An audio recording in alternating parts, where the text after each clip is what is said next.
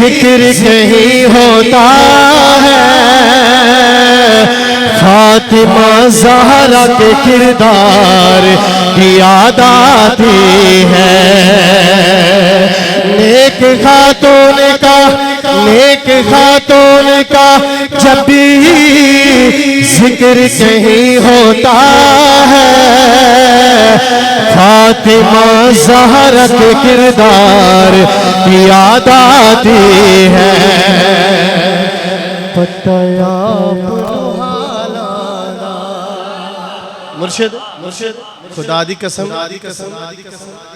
जिन्हां दा जिक्र हो रहा है, सरकार हमारे नामों से ही वाकिफ है, हमारे कामों से वाकिफ है।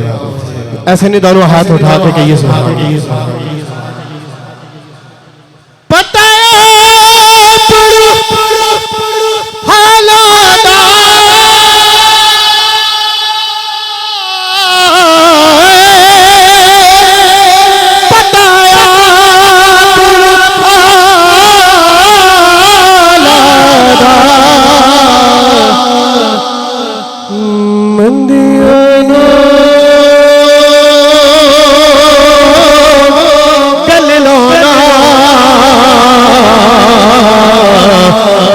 कमल पाला